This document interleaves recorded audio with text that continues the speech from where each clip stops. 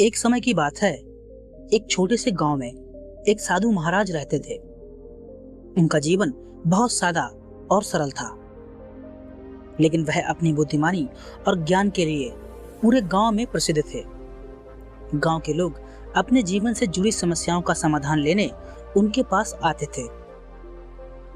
एक दिन की बात है, एक युवक उन साधु महाराज के पास आया और उन्हें प्रणाम करके बोला, महाराज, मुझे समझ नहीं आता कि मेरी जिंदगी में क्यों कोई प्रगति नहीं हो रही।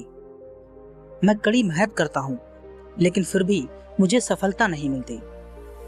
साधु महाराज उस युवक की बात सुनकर मुस्कुराए और बोले, बेटा, क्या तुमने कभी सोचा है कि तुम किसके साथ समय बिताते हो? जैसे भोजन हमारे शरीर को प्रभावित करता है, वैसे ही संगत हमारी सोच और कर्मों को प्रभावित करती है। फिर साधु महाराज ने उस युवक को एक अनुभव करवाने के लिए कहा। साधु ने उससे कहा, कल सुबह आओ, मैं तुम्हें इसका उत्तर दूंगा।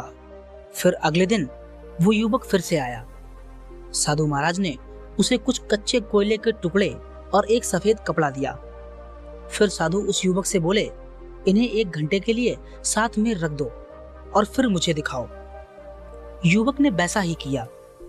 1 घंटे बाद जब उसने कपड़ा निकाला तो वो देखकर हैरान रह गया। कपड़ा पहले जैसा साफ सुथरा नहीं था, बल्कि उस पर कोयले के काले धब्बे पड़ गए थे। साधु महाराज ने मुस्कुराते हुए कहा, देखा बेटा, कोयला जैसा काला था वैसे ही उसका रंग कपड़े पर आ गया। संगत भी इसी तरह का असर करती है। अगर तुम बुरी संगत में रहोगे तो तुम्हारे जीवन में भी बुराइयां आएंगी, और अगर तुम अच्छे लोगों के साथ रहोगे तो तुम्हारी सोच और कर्म सकारात्मक हो जाएंगे। उस दिन युवक को समझ में आ गया कि वह अपनी संगत के कारण अपने जीवन में असफल हो रहा है। उसने अपना रास्ता बदला, अच्छे और सकारात्मक लोगों की संगत की, और कुछ समय बाद उसकी जिंदगी में प्रगति होने लगी। दोस्तों, कहने का मतलब यह है कि जैसी संगत होती है वैसा ही हमारा जीवन और सोच बन जाती है।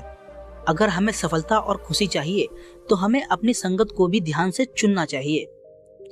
तो दोस्तों, उम्मीद करता हूँ आज की यह कहानी आपको जरूर समझ आई होगी। आपका बहुमूल्य समय देने के लिए बहुत बहुत धन्यवाद।